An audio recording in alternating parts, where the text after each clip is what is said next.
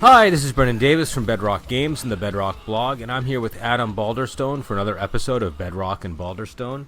And today we're going to be talking about Farscape Season 1. And Adam, what episodes are we doing today? Is this 21 and 22? Yeah, we're doing Bone to be Wild and Family Ties are the names of the episodes. And so why don't you... these are the last two episodes of the season. So why don't you walk us through the plot lines, and then we'll discuss. Okay, so with Bone to be Wild, we've got Moya is in an asteroid field hiding from the command carrier, picking up from the end of the last episode. And they pick up a distress signal from some asteroid covered in heavy plant life. And they they decide to go respond to that. And meanwhile, Aaron is dealing with trying to communicate with the new baby Leviathan. So those are the main plot threads going through that one. And this one was kind of like a horror episode, right? Like it was, there's a predatory monster, and then it's a little unclear who the monster really is exactly. And then it takes sort of an unexpected turn, and it kind of naturally leads into the next episode, too, which I quite liked. We're kind of dealing with the same scenario in a lot of ways, right? For these final episodes, there's sort of a similar situation surrounding everything. I thought they did it. Go ahead. No, go ahead. Okay, I thought they did a good episode. A good episode. I thought they did a good job this episode of making it part of the ongoing story through these episodes, but having a separate new plot going on at the same time. I thought they handled that well. It would be like if a TV series, like if Return of the Jedi were a TV series, and you had something ongoing on the series for several episodes during the Battle of Endor, but it didn't necessarily all have to do directly with the Battle of Endor, right? Like that. Yeah. That's kind of what this felt like. It felt nice because there was like an anchor, the scenario, keeping everything centered somehow. And I really enjoyed it. I thought this was an interesting episode. I thought that the threat was actually a little bit sexy when she attacked. I have to admit, I was surprised. I feel like that's kind of a thing in this show now that I've seen a full season of it. That they it's not like over the top and gratuitous or anything, but it's definitely present. Do you know what I mean? There's definitely like there's a liberated quality to the show. Definitely. But I liked that they kind of were cutting deals with this thing, right? That there were like these, it just went and so like it did not go where I expected it to go, and again, just to bring the gaming thing back in, because that does come in from time to time. This is sort of how I would expect an adventuring party to deal with a monster, right? Yeah. Oh, hey, there's a whole command carrier of people out there. You can eat them. But it's a very clever solution. Now, the interesting thing is, whoever the GM was of this adventure, they didn't go all the way. Like the player solution definitely got them a little bit, but it didn't. She didn't devour the whole ship or anything crazy like that. So. No. But they do obliquely refer to it in the next episode. Yes, but and perhaps it comes up again in part 2, because the next episode is a part of a 2-part, sequence. So But I thought this one was very entertaining. It was very good, and it was the appropriate level of fare before the next episode, was my feeling. I didn't have too many deep thoughts on it though. I just liked it, and I thought, and I liked some of the details we learned. Like Zahn is plant-based. That was kind of interesting.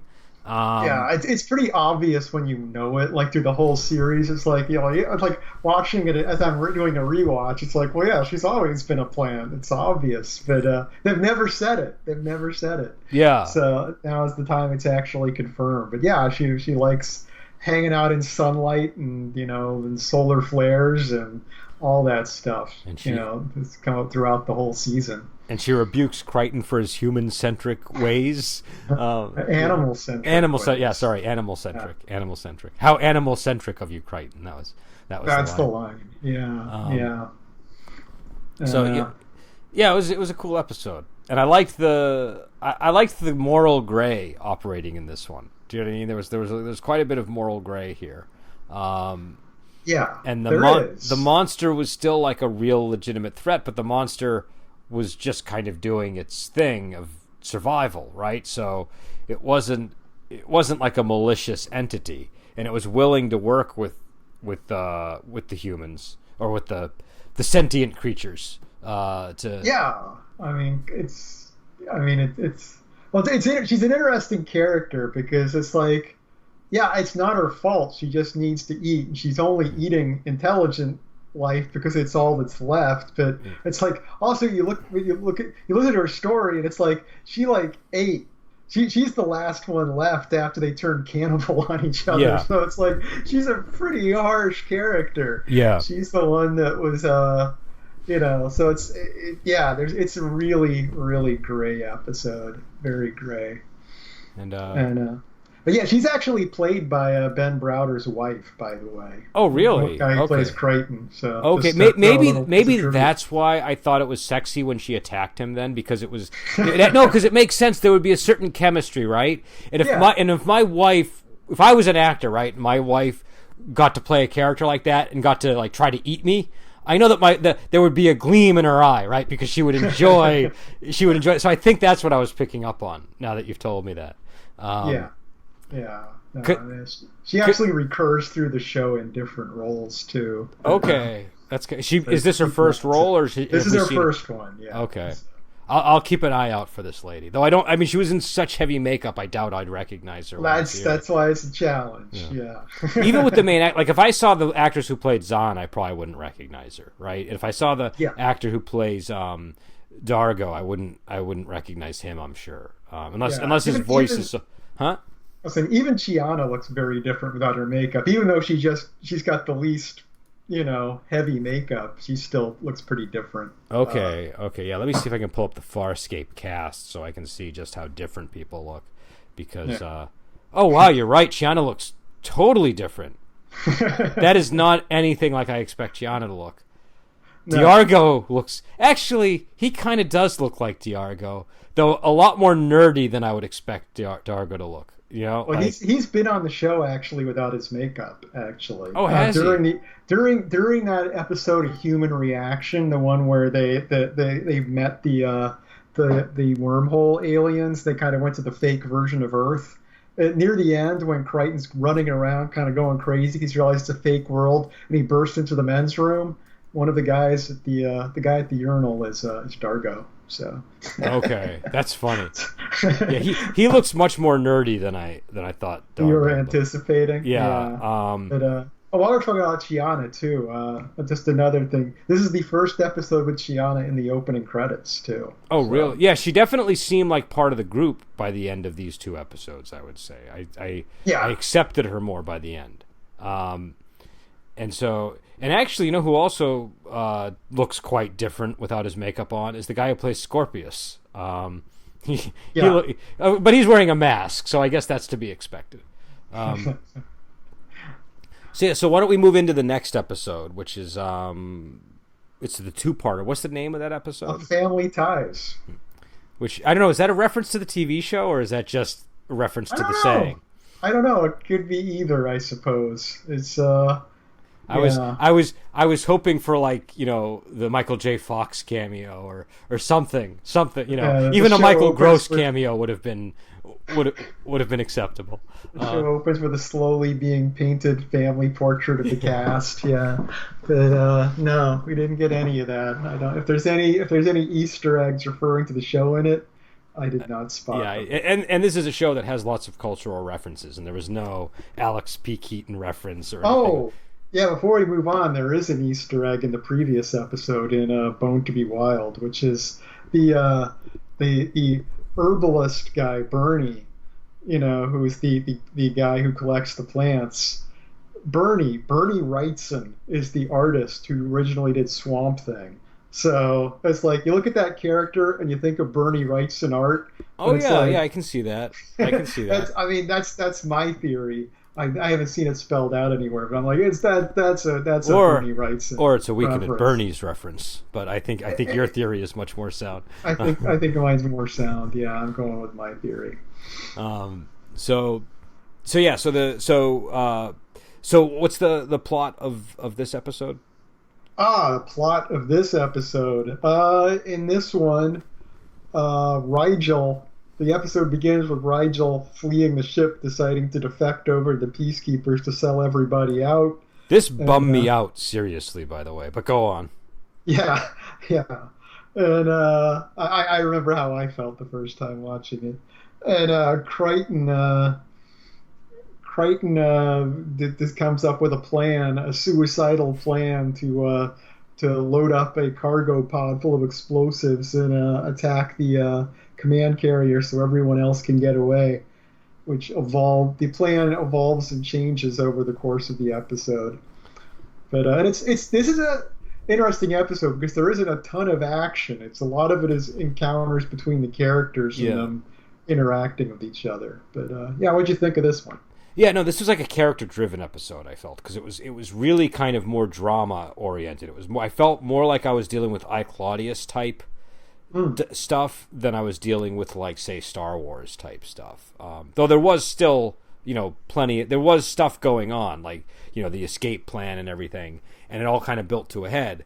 But a lot of the stuff that was interesting was, like, the thing with Scorpius taking over from Crace, do you know what I mean? Like, and getting and forcing Crace out, and then really going in a direction I didn't expect with the show. Like, I did not think we were gonna have Crace show up on Moya the way he did. Do you know what I mean?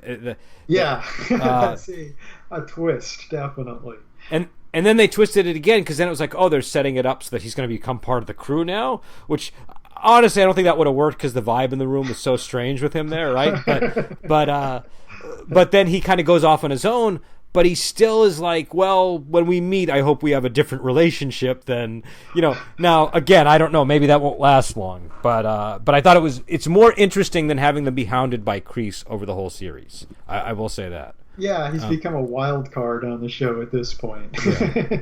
he's on the outs with everybody. And I think Scorpius is kind of a better villain, and maybe that's why they did that. I don't know. I mean, it's the first season, so they must have been planning it from the beginning, I would think. But maybe. Well, originally, I've heard. I forget where I've heard this, so I can't give a source. But I remember hearing at some point that in the original pilot for the show, Scorpius was also in the pilot, and he was the second command to Crace from the beginning. So the whole thing with Scorpius kind of unseating Crace, originally was conceived as him kind of being the second in command, kind of taking over, but they went a different direction with it because there was actually a lot of stuff in the pilot at first, like in the. Moya's pregnancy got revealed in the original draft of the pilot. At some point, they thought, we're writing a whole season here. Why don't we space things out over the season? But yeah, so that's so Scorpius was clearly part of the original plan of the show, though. Okay, because I do think he's a more intimidating villain than Crace. Crace is there's something almost a little bit goofy about Crace when you look at him long enough. Do you know what I mean? And so I think this role.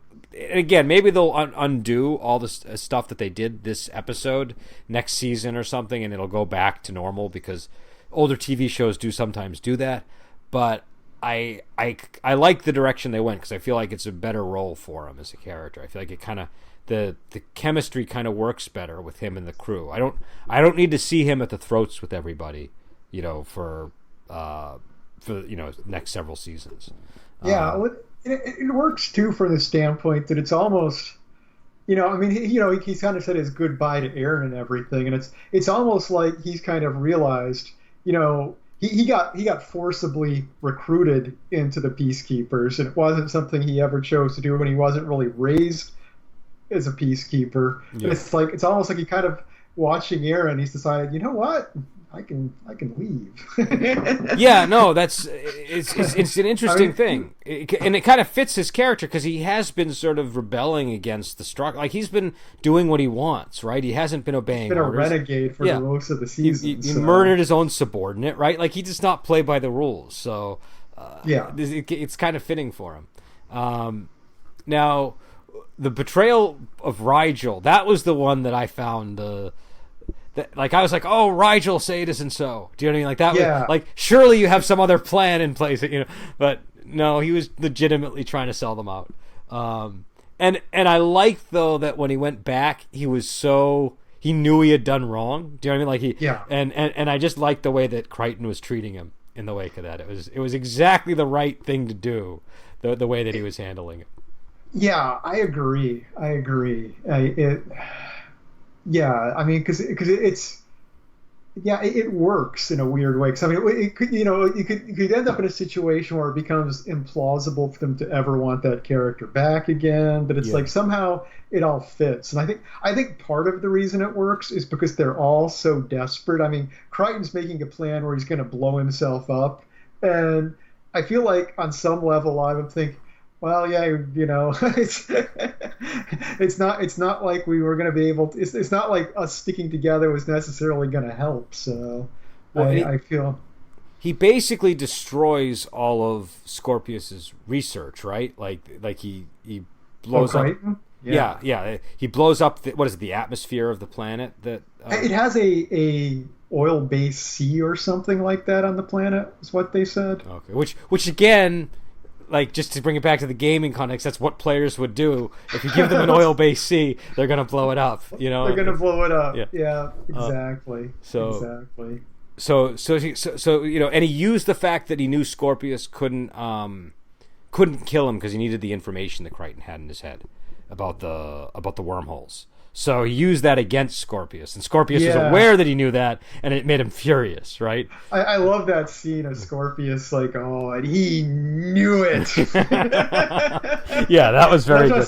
Let us all, what was it he says? Let us all respect Crichton for his strategy, or whatever he says. Well, he went from like this moment of respect to just pure anger. Like it was just pure anger and resentment. And I just like Scorpius as a villain. I think he's you believe that he's going to do all these horrible things to the good guys, right? Like he's and also I like that he's a smart villain because Kreese wasn't smart, right? Kreese was kind of dumb. So I'm more afraid of Scorpius just because he's intelligent enough and he acts out of self-interest enough that he doesn't do suicidal things, it seems. Do you know what I mean? Like, so, again, we'll see. Maybe next episode he does something super suicidal and it undermines my whole point. Yeah. But no, I definitely agree that, I mean, Scorpius is a better ongoing villain without a question. And when we end the episode, Dargo is unconscious in space. It's kind of like that Doctor Who episode where Doctor Who got jettisoned into the atmosphere, into the vacuum of space. Oh yeah, that's right.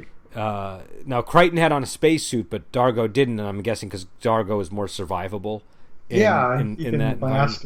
They established that during the pregnancy episode when he got flushed out into space, if you remember. Okay. Yeah, I need some reminders on these things.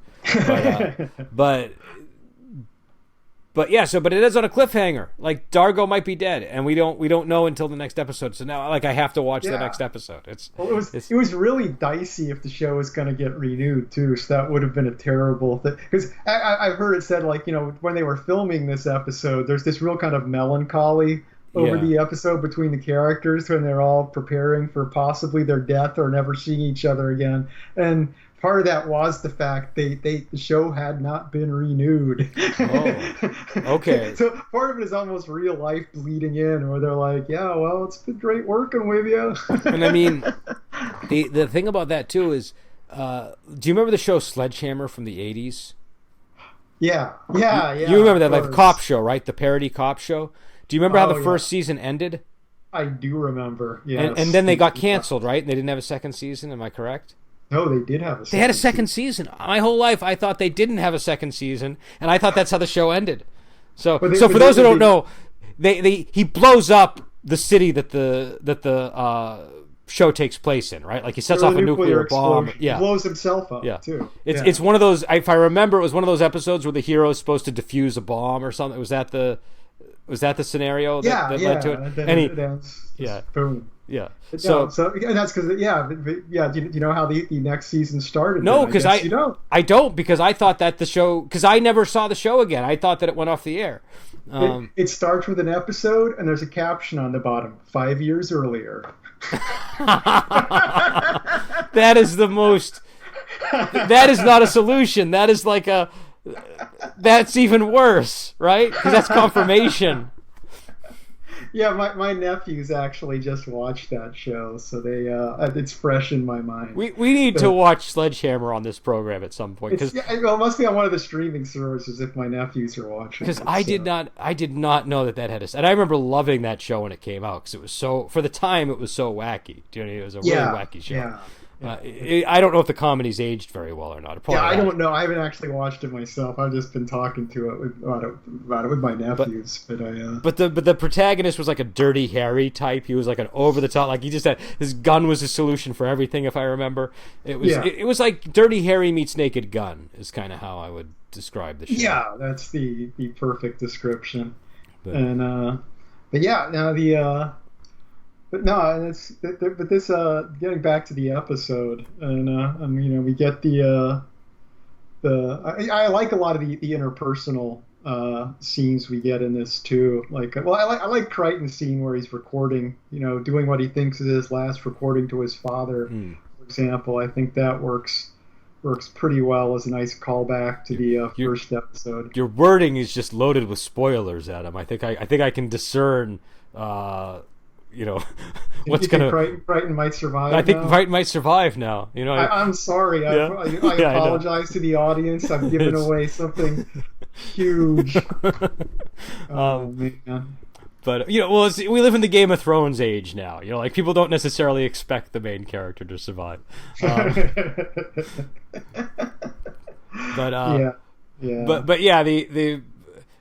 there's also the scene with Chiana, right? Chiana kind of reveals that it seems to me the reason why she was staying on is because she likes Crichton, right? She's got some kind of affection for Crichton, and so she kisses him, but it's an unreciprocated kiss. Like, he doesn't kiss her back, basically, because he obviously has feelings for Soon.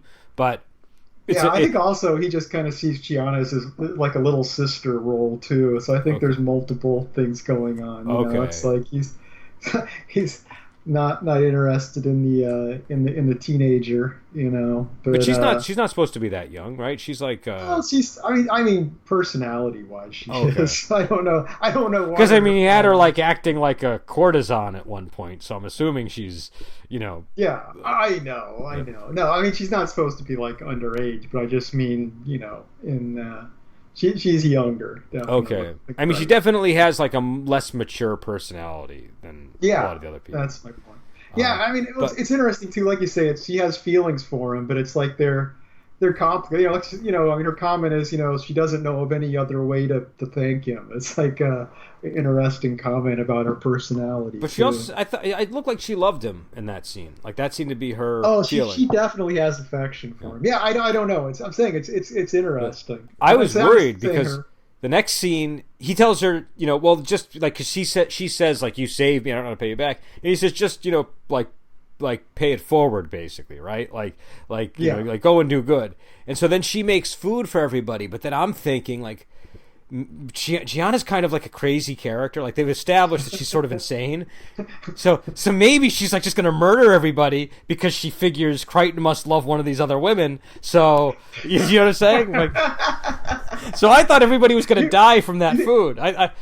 You said this felt like an I, Claudius kind of episode to you. You were expecting like Gianna to turn to Livia all of a sudden. Yeah. I thought she was gonna go murder people in that scene. So, and I think I might have been okay with it. Like, it might have been a plot turn that I would have been accepting of, actually. So but no, there's just the scene with Crichton and Dargo when they're flying off together is a good one too. I really enjoy that scene. Well, and their whole thing where it's like the camaraderie is sort of he gives Dargo his father's lecture. Yeah. Does it work? I'm alive. And yeah. And so I thought they did a good job with it, and I don't know, kind of upset that they ended on a cliffhanger. I thought they should have resolved it this season, but I'll go with it, and I'll definitely watch the next episode because I want to know what happens. Like Yeah. They succeeded in getting me invested in the next season, but I feel like it's kind of a I don't know, it's kind of a shitty move to pull on an audience to stay tuned next season to find out if this guy lives or dies. Yeah, I agree. It's a little on the cheap side, but yeah, but it's I don't know. Within the context of the larger show, it's you do get some nice satisfying thing. The setting a moon on fire was a pretty satisfying move at the end there, and of course they used their budget well this episode. I thought they used their budget very well. Yeah, and you got the triple move, the moon getting set on fire, of Crace taking off with the baby, and when you say baby, just to be clear for the audience, Adam is talking about a ship, not a human baby. Not an infant child thing. No, but the and Sun's emotional attachment to that ship too was interesting. She's furious that Crace is taking the child away from its mother, right? And because that's what the peacekeepers do to them, right? So it's like it obviously represents a lot to her. And they've also had the kind of the bond that it's a Leviathan that's had like peacekeeper technology added to it. She's a peacekeeper that's had like pilot DNA put in her. So is that scene where she's doing that and Crace is like, well, that's what they did to us, so I'm doing it here. Is that that's basically them making crucial decisions that are like she is now sort of firmly rejecting all of what the peacekeepers represent, right? When she does that, and he's leaving the peacekeepers, but he's still a peacekeeper at heart, I think, when he makes that choice. Is that? Yeah. That's what. Well, I don't know. I mean, it's hard to say, but I mean, it's definitely a case of using the fact you were abused to abuse others. Yeah. It's like, well, I got through it fine. I'm a well-adjusted adult. Let me rephrase it. They're both at a fork in the road, and she's choosing the path of light, and he's choosing the darker path. Is what it feels like. Do you know what I mean? Yeah. He's still Crace. He's not. I feel like Aaron putting him through the Aurora chair again. If you remember what she did, is just made him play back his entire life again. It's like I feel like it did get Crace to take stock of his life. He got a handle on things to an extent, but it didn't fix him totally. Yeah. It's like he kind of became awake enough to take a different path in life, but he's still Crace. And actually too, the recording with the father and stuff I talked about with Crichton, of course that ties into Aaron. He has the conversation about fathers with Aaron, and she talks about meeting her mother and knowing even less about her father. Which that leads, and he says just send your father a message, maybe you'll get it, and that leads into her naming the ship Talon. Yeah, that's true. Father. Yeah, okay.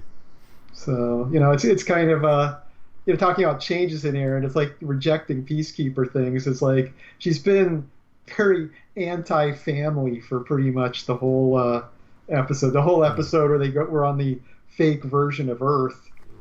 She was really resistant to working with Crichton's father, because it's like she just didn't understand the concept of why would you trust someone just because they're your father? and even if Dargo survives all this, now the situation they're in is that Aaron is in a ship trying to rescue them, but there's like a bunch of peacekeeper vessels that are circling the area, and so and Moya has kind of blasted off, right? Like, or is about they're gone. They've starburst out of there. So it's kind of like I don't know. It's like the end of Empire Strikes Back almost a little bit in some ways. It's kind of a grim moment. They did a good job. I think it was a good season overall. And now I definitely want to know what happens next season. I'm much more curious now.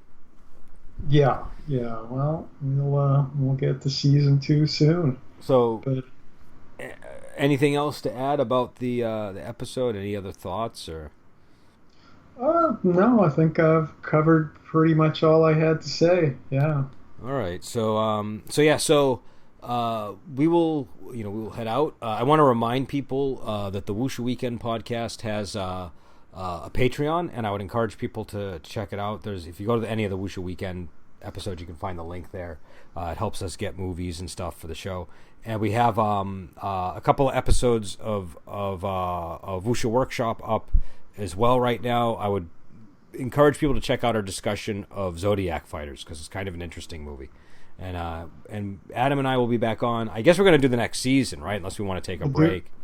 I'm fine. I mean, you got that cliffhanger. You really want to take? No, I want to go right into it. Yeah. If it wasn't a cliffhanger, I would have said a palate cleanser of some kind. But I think we should just go right into it, and then. I got a bit ahead of us on watching the first season, but I've refrained from watching. I'm like, for season 2, I'm going to only watch them as we review them. So I'm very eager to get into season 2. So we'll be back with season 2, and until then, we will talk to you later.